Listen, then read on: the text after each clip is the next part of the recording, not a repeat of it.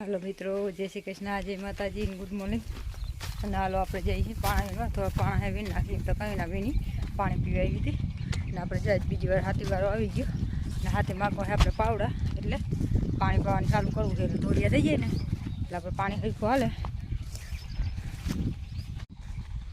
આમ તો હાથી હાલે ને આમ સાહેબે જોવા થોડાક પાણા હે થોડાક વીણ લીધા થોડાક છે વીણ નાખી એટલે આપણે માંડવીએ જવા હવે ને પાણી જોવામાં फटाफट आप पानी बहार करूँ से चालू आज हाथी हाली जाए काल थोड़ियों करी पानी कर दी चालू।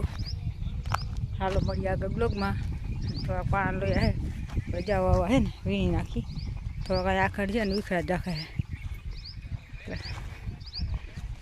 हालो आप जा पाणी वीणવાનું काम से चालू।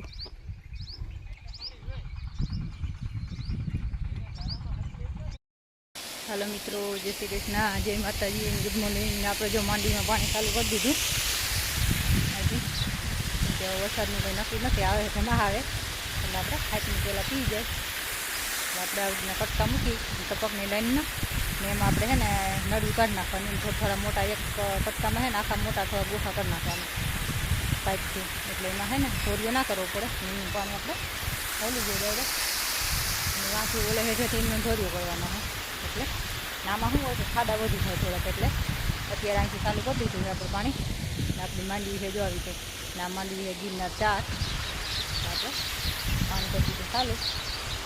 હાલો મળીએ આગળ બ્લોગમાં। જો પાણી થઈ ગયું ચાલુ અહીંથી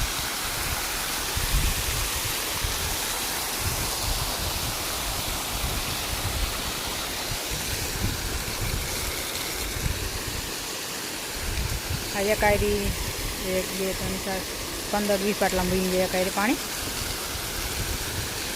હાલો આજે આપણે બનાવવાનું છે સુરણનું શાક એટલે આપણામાં સુરણ બટેકા અને ગુવાર આ ત્રણે આપણે બફાવી નાખીએ એટલે 3 સીટી થઈ જાય એટલે બાફી જાય। આ છે સુરણ અને સુરણના શાકમાં આપણે બટેટા ને ગુવાર નાખી દઈએ એટલે ભાજી જેવો થઈ જાય અને સુરણનું શાક બહુ મસ્ત બને।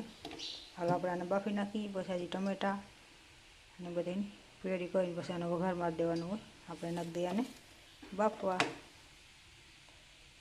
હાલો આપણે સુરણ બફાઈ ગયું સુરણ બટેકા અને ગુવાર તને ભેગું બફાઈ ગયું હવે આપણે આમાં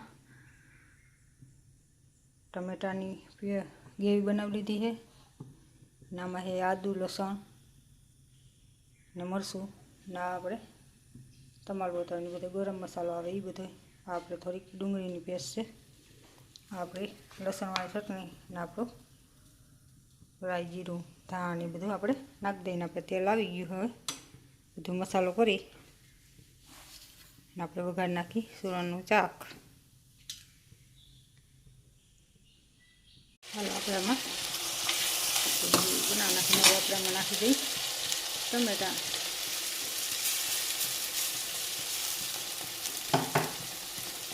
બધી ગ્રેવી છે ને પાકી જાય એટલે તેલ છૂટું પડી જાય એટલે આપણે એમાં નાખી દેવાનું સુરણ બાફેલું છે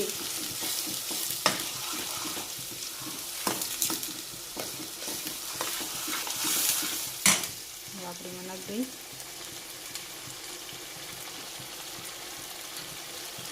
હળદર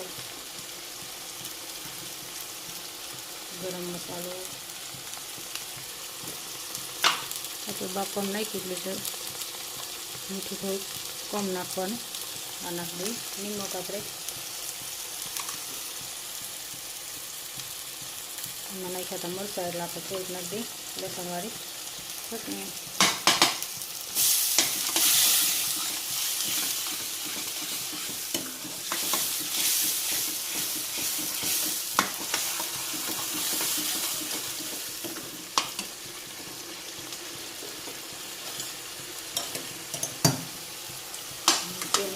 હવે આપણે એમાં નાખી દઈએ આ સુરણ બફાઈ ગયેલું અને સુરણને બાફતા થોડીક વાર લાગે કેમ કે 7-8 સીટી થવા દેવી પડે થોડું કઠણ હોય ને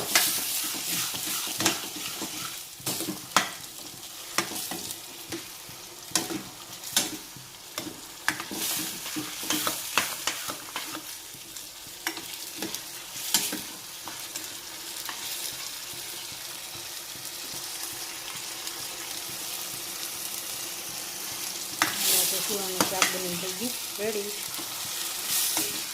ને થોડીક લાઇટ ડીમ છે ને એટલે કલર થોડોક ડીમ દેખાશે. હાલો મિત્રો, આપણે જે ગામમાં ઝાડવા અને વાવી દઈ. અને આપણે લીવા લીંબુડીમાંથી ગામમાં લીંબુ સારા હે. એને આપણે લીવા ઝાડવું એક એ વાવવાનું છે.